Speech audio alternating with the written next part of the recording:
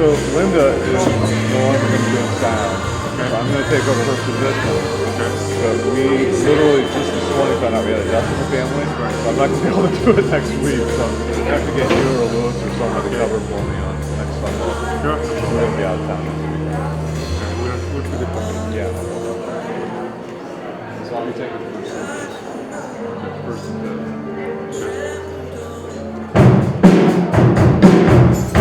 Well, good morning. Welcome to DayBreak Community Church. Why don't you guys find your seats, stand up with us. We're going to do a few songs. We're not going to sing with us. So the words are going to be behind me. So feel free to follow.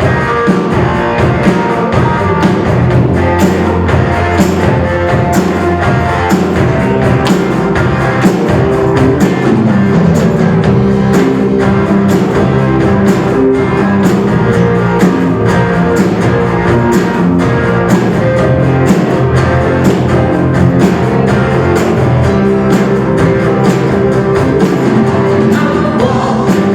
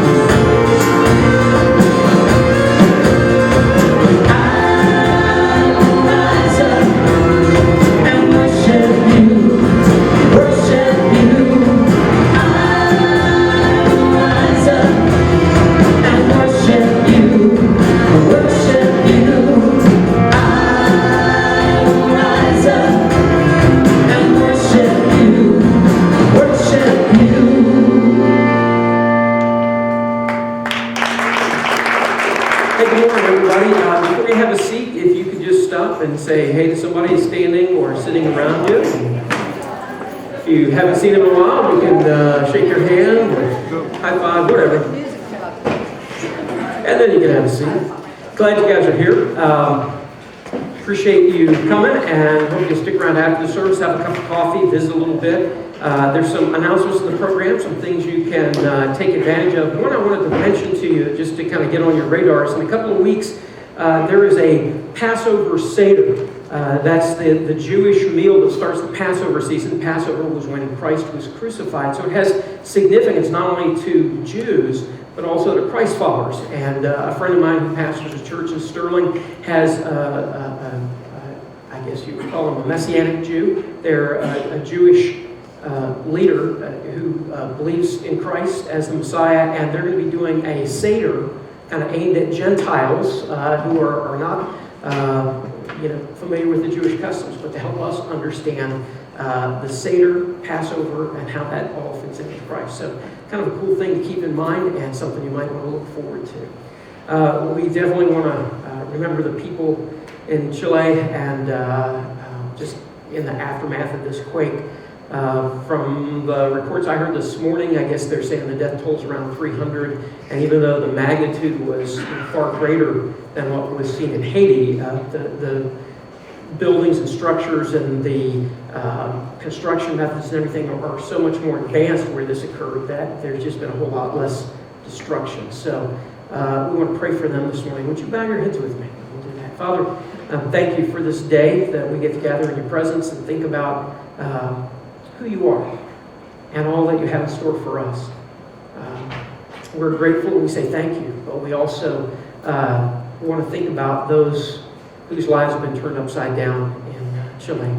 And we just ask that you would be at work through the people that are doing rescue and recovery operations, for just working through neighbors who are trying to come alongside each other to help each other out.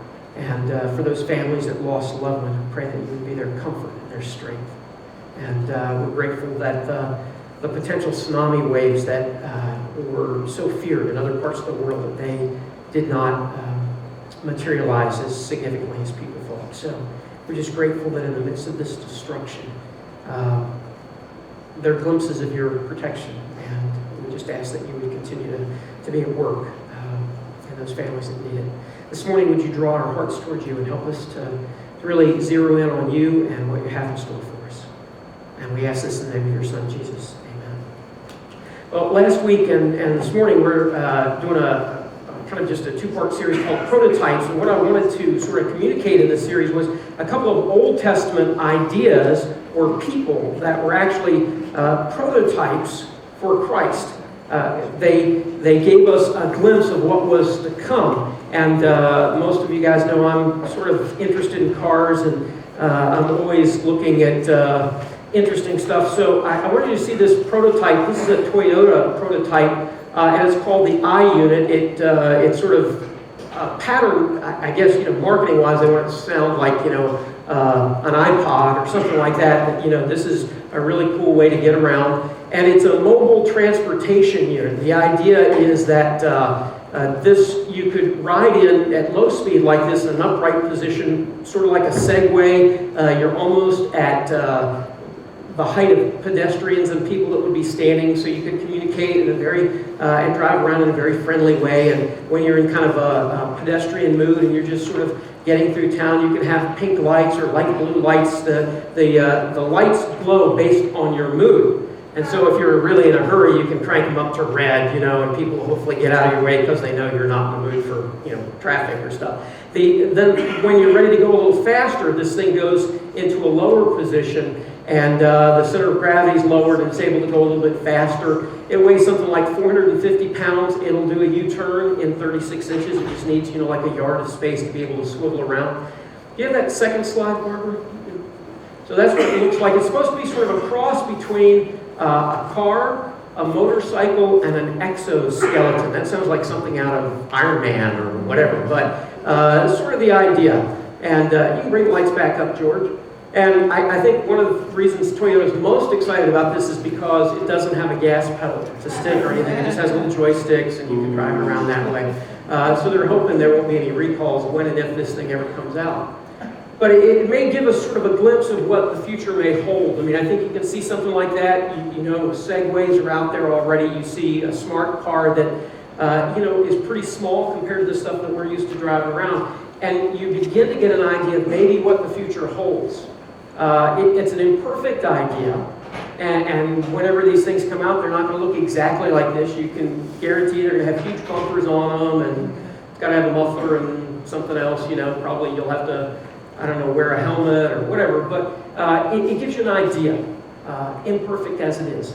And so this morning we want to look at another one of these ideas from the Old Testament that gives us a picture, in some respects, of who Christ is, who the Messiah was going to be, and understand his role. So that's kind of the idea this morning, and I hope to unpack that a little better for you in the next couple of minutes.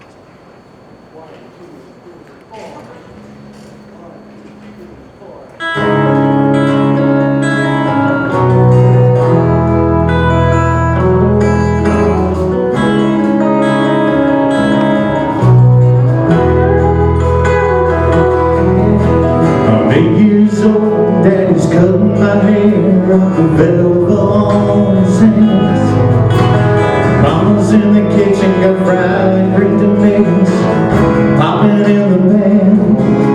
I see a home run, a goal line, holding my breath, getting baptized. I see her beautiful face under that veil as she's walking down the aisle. I can hear the sirens coming, smell the gasoline and smoke. I'm pinned against this steering wheel, pretty sure my arm is broke. I can see the flames and my life flashing right before my eyes. I hope they get to me in time.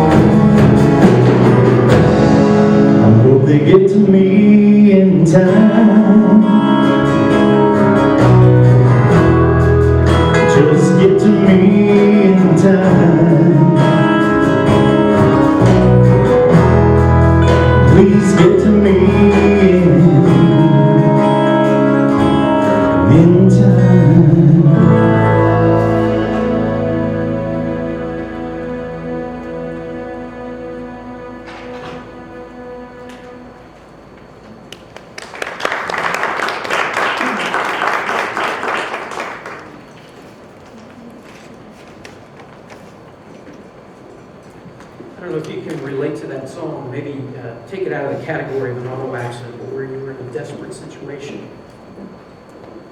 You know, it was obvious to you that this was not something you could fix yourself.